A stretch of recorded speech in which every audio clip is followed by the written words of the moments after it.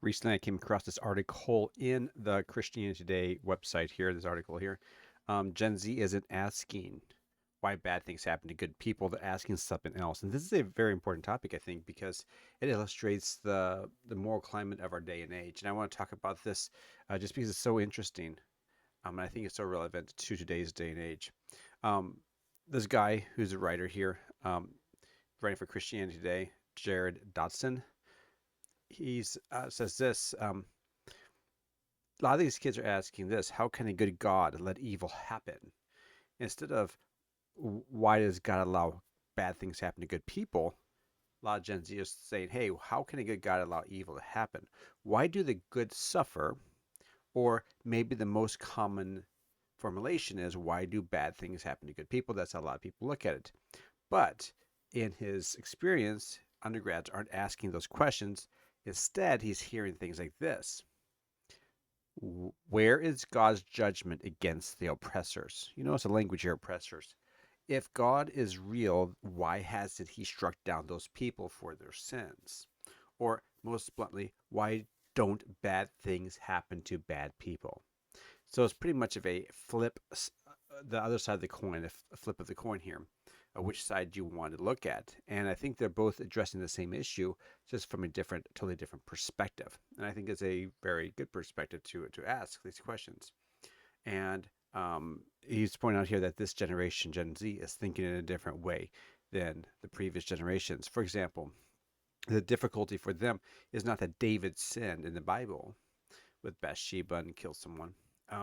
What some of his students were were kind of surprised at was that God forgave David.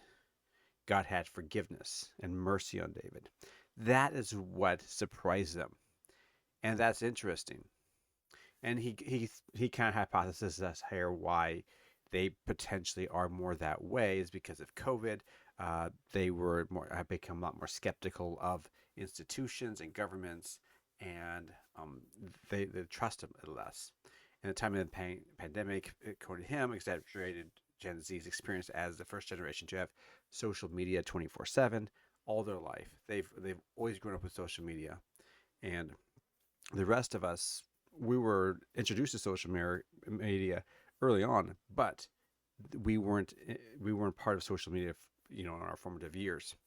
So they see a lot of the damage that's happening in the world around them. He goes on to say, my students know all too well that bad things happen to good people. They want to know when bad people will get what they deserve. And we see this in politics, the social justice movement and things like that. So it's not surprising that this is kind of the mindset of today's day and age, is like, okay, we need some sort of justice here. So it's not all surprise we see this. He goes on to say,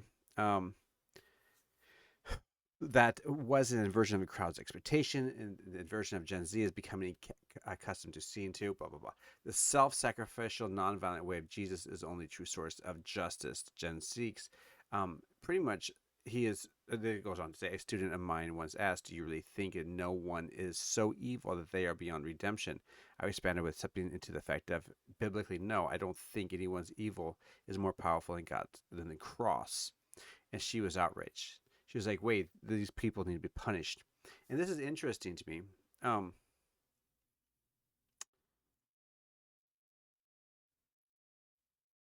I think, though, that she's missing something greatly here, is that she herself has done a lot of bad things. And if if someone's evil, including hers, can't be forgiven, can't be, um, if God's forgiveness and substitution cannot be given to that person, you or I or this person, none, all of us would be lost. All of us would be lost. So, um, I think he goes on to talk more about that, but I think this helps us a little bit if we look at Jonathan Haidt's book. I found one of a website that talked about his 6 moral foundations of politics, and Jonathan Haidt in his book The Righteous Mind talks about there's a political divide in how we look at the morality of our day. So a lot of times the leftists or the more secular type of personalities of today's day and age they have two or three of the basic six basic um, foundation, ethical foundation, moral foundation that are out there. And Christians or more conservatives and Christians have five or six going at any one time. For example, the first two are usually ascribed to like more of a leftist, more of a secular perspective is the focus on care. The foundation makes sense in the signs of suffering and need. So you're caring about other people. So this matches up 100% with the previous article from the other website. Fairness.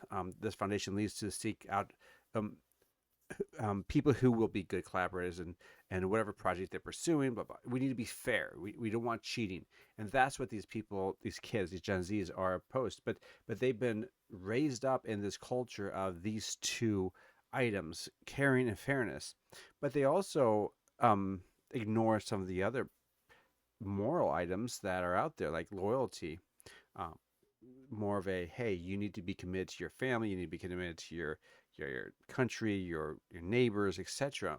They're not as strong in areas of authority. They think, and most of the West today is very self-focused in the sense of I'm right, follow my heart, I'm my own authority. Sanctity of life. I mean, this is a huge one in today's day and age. Is sanctity in general. There are certain things that are very sanctable, that have a lot of sanctity, like life and uh, or marriage. But we've given that up as a culture, especially the secular leftist type of culture. And liberty. Sometimes they are focused on liberty and freedoms and stuff like that, but sometimes they're not. Actually, many times they're not. So pretty much most of these kids in the secular leftist framework are looking at the first two here as a Christian worldview, that we're looking at all of them. We have multiple moral foundations or pillars going on at the exact same time. And when you remove one or two of them, things started crumbling, things started happening, and you had to have all of them going at the same time. There has to be justice, but there also has to be mercy. There has to be um, truth, but there also has to be love.